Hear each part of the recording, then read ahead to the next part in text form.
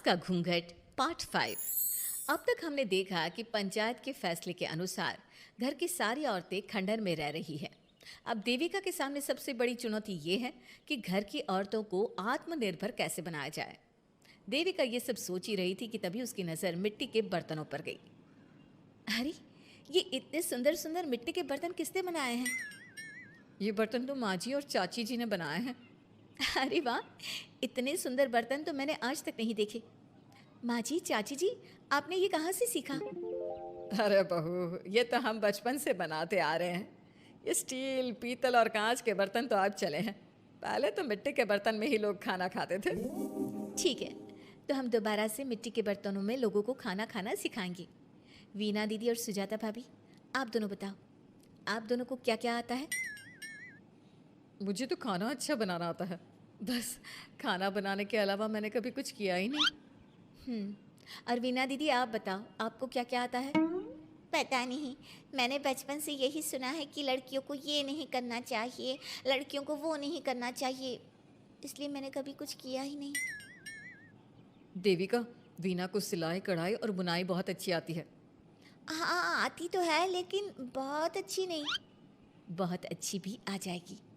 अब देविका और बाकी सभी औरतें गांव में सबके घर जाती हैं और गांव की सभी औरतों से मिलकर कहती हैं, भाभी जी, अगर आपको अपने या अपने घर वालों के लिए कपड़े सिलवाने हो तो आप मुझसे ही सिलवाना। बहन जी, मिट्टी का चूल्हा, बर्तन या मटका बनवाना हो तो मुझसे ही बनवाना। मैं और विमला दीदी आपके घर के सारे बर्तन बना देंगे। भाभी, आप कभी किसी काम में व्यस्त हो और खाना ना बना पाओ ना, तो आप मुझे बता देना, मैं आपके घर के लिए खाना बना दूंगी।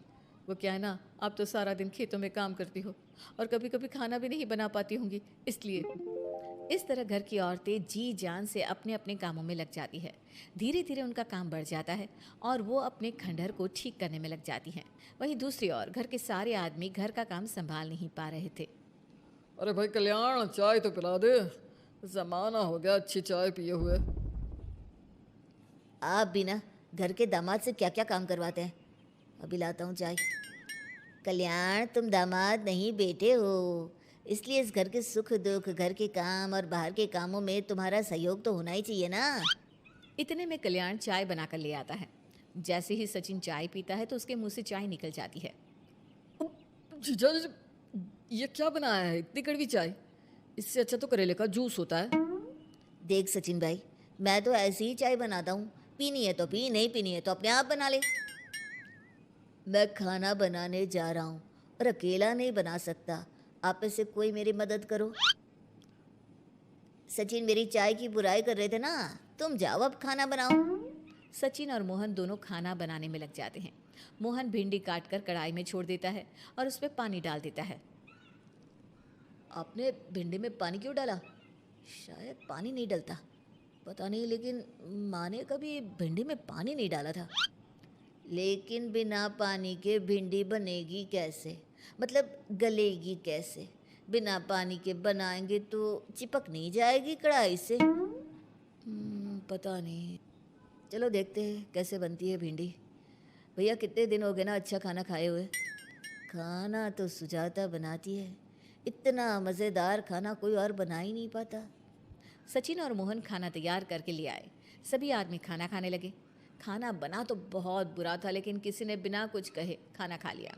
तभी जोगिंदर ने कहा, घर की हालत कितनी बुरी हो रही है, जगह जगह जाले लगे हैं। 2 दिन से तो किसी ने झाड़ू भी नहीं लगाई घर की। हाँ, और घर में गंदे कपड़ों के ढेर लगे हैं। मेरे पास तो यह आखिरी कुर्ता ही बचा है पहनने के लिए। कल्याण, मोहन, तुम किसी नौकर को रख लो ना। हमने 1-2 लोगों से बात की थी नौकर के लिए, लेकिन कोई घर में काम करने के लिए तैयार ही नहीं है। गांव के सभी लोग खेतों में ही मजदूरी कर रहे हैं। घर के सभी आदमी घर के काम में लगे रहते हैं, तो वो अपने खेतों पर भी ध्यान नहीं दे पाते और उन्हें हर महीने आर्थिक रूप से नुकसान उठाना पड़ता है। धीरे धीरे उनके घर की हालत खराब होने लगती है। एक दिन कल्याण सबसे कहता है, घर को तो औरत ही संभाल सकती है, हमारे बस का नहीं है घर संभालना। हमें किसी तरह से उस सब को वापस इस घर में लाना ही होगा। अरे कल्याण बेटा, पंचायत का फैसला था कि औरतें हमसे माफ़ी मांगे, लेकिन उन्होंने माफ़ी नहीं मांगी। अब हम उन्हें बुलाने गए तो उल्टा हमें ही अपनी अपनी पत्नियों से माफ़ी मांगनी पड़ेगी।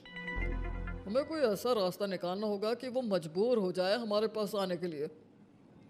बापू, उन सभी ने अपने अपने काम शुरू कर दिए हैं, क्यों ना हम सबके काम में नुकसान कर दे, इससे वो मजबूर हो जाएंगे हमारे पास आने के लिए। भैया, ये कैसी बात कर रहे हो? इससे वो मजबूर नहीं होंगी बल्कि और भी ज़्यादा गुस्सा हो जाएंगी। मैं तो बोल रहा हूँ शराफत से जाकर माफ़ी मांग लेते हैं। मुझे यकीन है कोई माफ़ करे ना करे, माँ तो ज़रूर हमें माफ़ कर देंगी। नहीं सचिन, अगर हमने माफ़ी मांगी तो ये सारी औरतें हमारे सर पर चढ़कर नाचेंगी। हमें इनके सामने छोटा नहीं होना है। मोहन, कल्याण, तुम दोनों आज से ही काम शुरू कर दो। बस फिर क्या था, घर के सभी आदमी लग गए काम पर। मोहन और कल्याण रात को खंडहर में पहुंचे और उन्होंने सारे मिट्टी के बर्तन तोड़ दिए। उसके बाद वीना ने जो कपड़े तैयार करके रखे थे वो सारे कपड़े उन्होंने फाड़ दिए। सुबह जब घर की औरतों ने ये सब देखा तो परेशान हो गई। अरे, ये सारे बर्तन किसने तोड़ दिए? माँ, किसी ने मेरे सिले हुए कपड़े ही फाड़ दिए। ये हरकत कौन कर सकता है? और कौन करेगा भाभी, ये सब उन आदमियों की हरकत है। जब किसी तरह से हमें झुका नहीं पाए तो हमारे काम बिगाड़कर हमें परेशान कर रहे हैं। सभी औरतें दुगनी तेजी से काम में लग गई। उन्होंने दिन रात मेहनत की और उस खंडहर को महल की तरह बना दिया। उनके काम की तारीफ सुनकर दूर दूर के गांव से लोग आने लगे और उनसे अपना काम करवाने लगे। एक दिन सभी औरतें बैठकर खाना खा रही थी, तभी विमला ने देविका से कहा, देविका, हम कभी सोच भी नहीं सकते थे कि हम अपनी मेहनत से अपने लिए इतना बड़ा और इतना अच्छा घर बना लेंगे। देविका बहू, आज हमें इस बात का एहसास हो रहा है कि हम तो सिर्फ सांस ले रहे थे, जीना तो हमें तुमने सिखाया है। मुझे तो अब भी यकीन नहीं हो रहा कि मेरे पति की पहचान के अलावा भी मेरी कोई पहचान है। गांव के सब लोग मुझे सिर्फ मोहन की पत्नी के रूप में जानते थे, लेकिन अब सारा गांव मुझे जानता है। देविका, मैं कुछ ही दिन में इस गांव में एक अच्छा सा होटल खोलूंगी और मैं एक बुटीक खोलूंगी। मैं यहाँ गांव की लड़कियों के लिए एक स्कूल खोलना चाहती हूँ, यही मेरा सपना है। सभी औरतें खाना खाकर सो जाती है। रात बहुत ज़्यादा हो गई है, लेकिन देविका को नींद नहीं आ रही थी। तभी उसे किसी के कदमों की आवाज़ सुनाई दी। पहले तो देविका थोड़ी डर गई, लेकिन उसने हिम्मत करके उठकर देखा तो उसके सामने सचिन खड़ा था। सचिन, तुम यहाँ क्या कर रहे हो? कहीं तुम मेरा कोई नुकसान तो करने नहीं आए?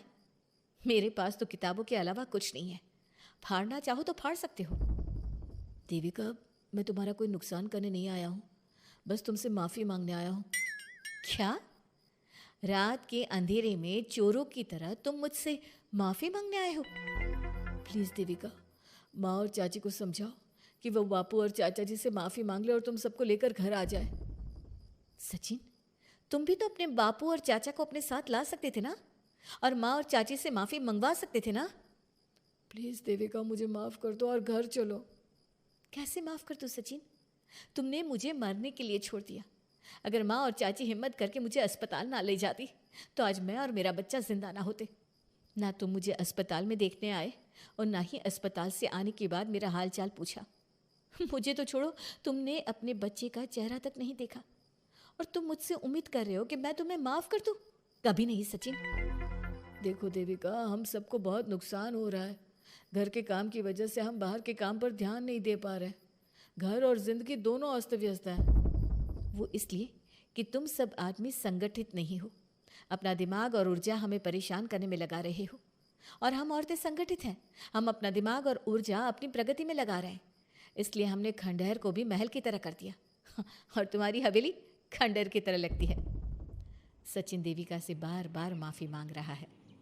क्या सचिन को अपनी गलती का सच में पछतावा है या फिर ये घर के आदमियों की कोई नई चाल है? ये जानने के लिए आपको हमारे आने वाले एपिसोड का इंतज़ार करना होगा। और हाँ, कमेंट करके हमें ये भी ज़रूर बताइए कि क्या देविका को सचिन को माफ़ कर देना चाहिए? क्या उसे सब कुछ भूल कर सचिन के साथ अपना घर बसाना चाहिए या फिर सचिन को भूल जाना चाहिए?